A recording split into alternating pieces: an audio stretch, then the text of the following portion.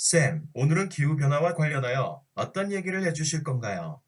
오늘은 IPCC 6차 평가 보고서 제3 실무그룹 보고서의 주요 내용에 대해 알아보겠습니다. 쌤, 제3 실무그룹 보고서가 뭔가요? 기후변화에 관한 정부 간 협의체는 2022년 4월 5일 기후변화의 완화에 관한 제6차 평가 보고서 제3 실무그룹 보고서와 정책 결정자를 위한 요약본을 승인하고 발표했습니다.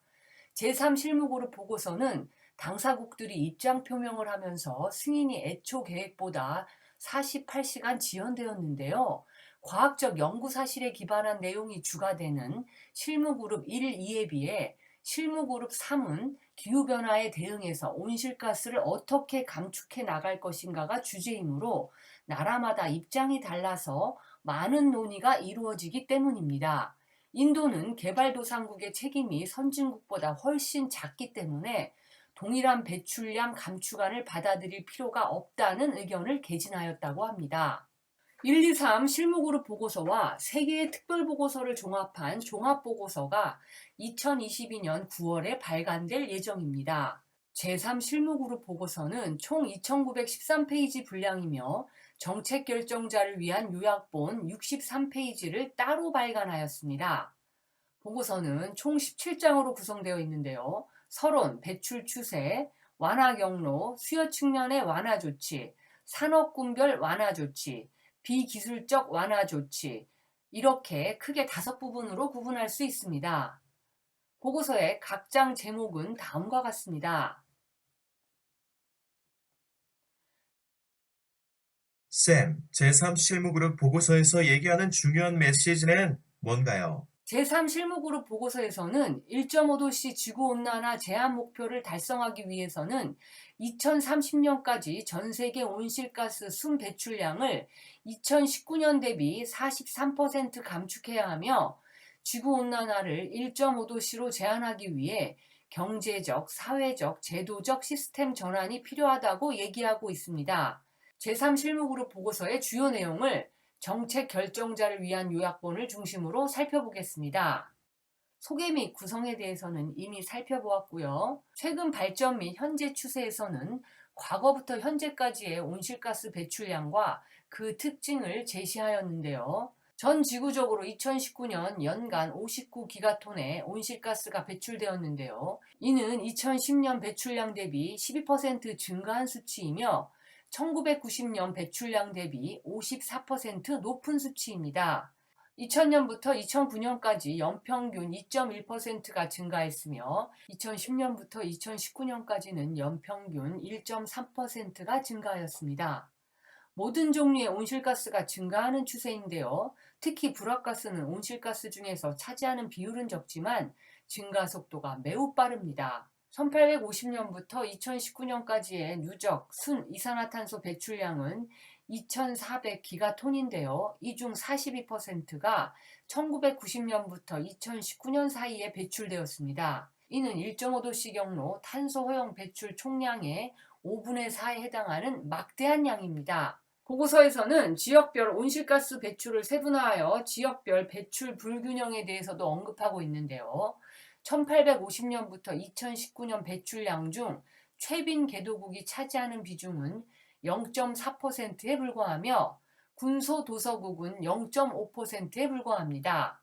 국가별 배출량도 크게 차이를 보여서 전 세계 인구의 48%는 1인당 6톤 이상 배출하는 국가에 거주하며 41%는 3톤 이하 배출하는 국가에 거주하고 있습니다.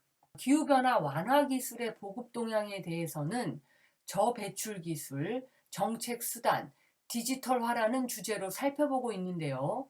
저배출 기술이 2010년 이래 꾸준히 단가가 하락하고 보급량이 증대되었습니다. 태양광은 단가가 85% 하락하고 보급량이 10배 증가하였으며 배터리는 단가가 85% 하락하고 보급량이 100배 증가하였습니다. 이를 가능하게 하는 혁신 정책으로는 기술주도 정책 차원의 공공연구개발 투자, 시범 사업에 대한 비용 지원, 수요를 증가시키기 위한 보조금 지원 등이 있습니다. 센서, IoT, 로봇, 인공지능 등 디지털화를 통해 에너지 관리를 향상시켜 완화에 기여할 수 있습니다. 쌤, 지구온난화가 심해지는 걸 막기 위해 어떤 노력을 해야 하는지요?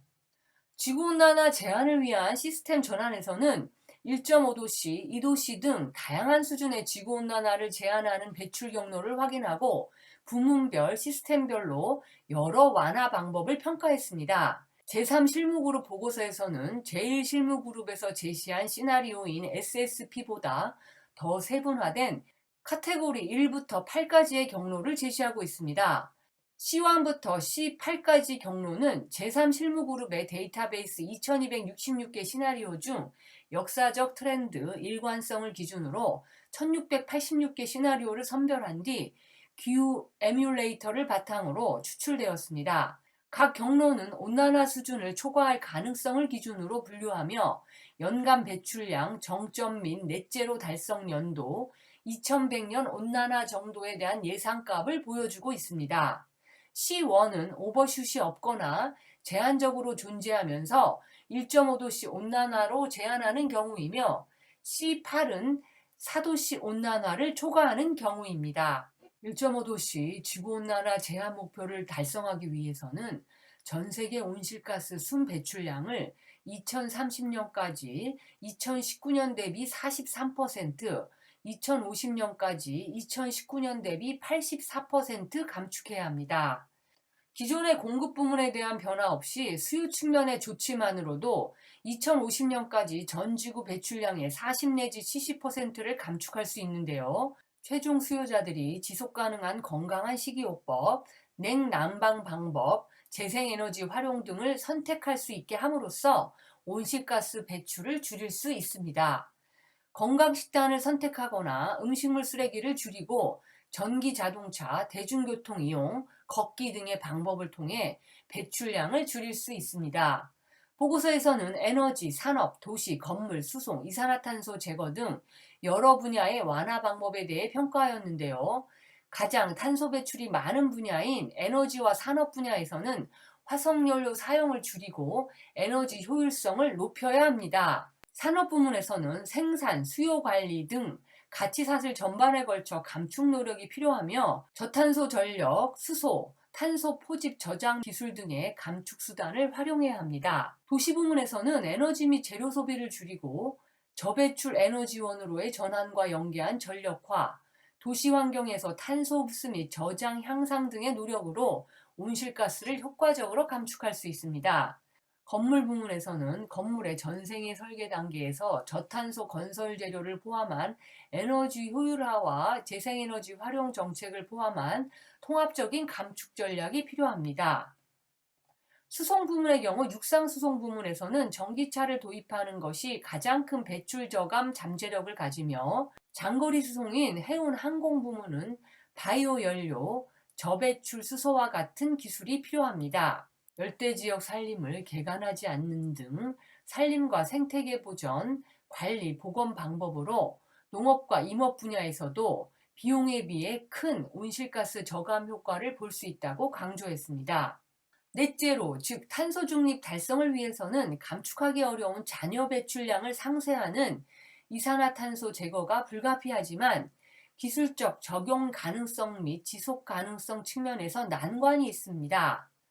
생물학적, 지구화학적, 화학적 접근 방법이 있을 수 있는데요. 신규 조림 등의 방법을 활용할 수 있습니다. 기후변화를 완화시키기 위한 이러한 다양한 노력은 지속가능 발전을 위해 꼭 필요한데요. 정책 결정자를 위한 요약본에서는 이에 대해서도 설명하고 있습니다.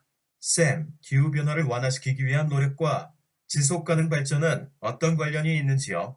완화, 적응, 지속가능 발전 간의 연계고리에서는 앞서 설명한 완화 방법과 적응을 위한 조치 및 지속가능 발전 간의 시너지 효과와 상충 효과를 분야별로 서술했습니다. 온실가스 고배출에서 저배출로 전환하는 경우 일자리 소멸 등이 발생할 수 있지만 기술 향상 및 더 많은 일자리 창출의 기회가 생길 수 있습니다. 소득 및 고용을 전환할 때 형평성 및 공정성을 높임으로써 온실가스 감축에 대한 국민들의 자발적인 협조를 이끌어내고 의사결정 과정에도 참여하게 할 수 있습니다. 기후변화 완화와 지속가능 발전 목표 간에는 상충 효과가 나타날 수 있으므로 이를 방지하기 위한 정책을 설계해야 합니다. 대응 강화에서는 정책, 금융, 국제협력 등이 지속가능 개발 관점에서 얼마나 기후변화 완화에 기여할 수 있는지를 평가했습니다. 기후 거버넌스가 기후변화 완화에 중요한데요. 기후 거버넌스를 통해 기후 관련 법, 전략, 제도를 만들고 이행함으로써 다양한 사람들이 참여하여 정책을 개발하고 이를 실행할 수 있는 기반을 제공할 수 있습니다. 시민단체, 정치적 행위자, 민간 섹터, 청년, 노동자, 언론인, 지역 커뮤니티 등 다양한 행위자가 거버넌스에 참여할 수 있습니다.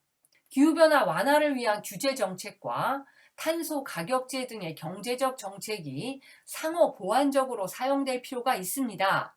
화석연료 보조금을 폐지하면 2030년까지 전 세계에서 1 내지 10%의 온실가스를 줄일 수 있습니다.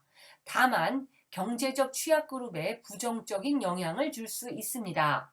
지난 5차 보고서에서는 기후금융에 대해 간단히 언급하는 정도였지만 이번 6차 보고서에서는 한 챕터를 따로 할애할 정도로 비중이 늘었습니다. 자본이 올바로 투자되어야 지속가능한 발전이 이루어질 수 있기 때문입니다.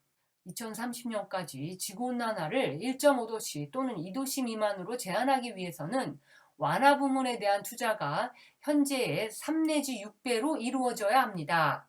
이번 보고서는 지구온도를 1.5도씨 상승으로 제한하기 위해서는 현재 시행 중인 정책의 강화가 시급하며 특히 사회 전 부문의 저탄소화를 위해 시장, 규제, 기술, 정책 등을 종합적으로 고려한 정책 패키지 마련이 필요하다고 강조하고 있습니다. 이러한 정책의 강화가 없다면 온실가스 배출량은 지속적으로 증가할 것이며 2100년에는 3.2도씨라는 재앙적인 지구온난화의 파국을 맞이하게 될 것입니다.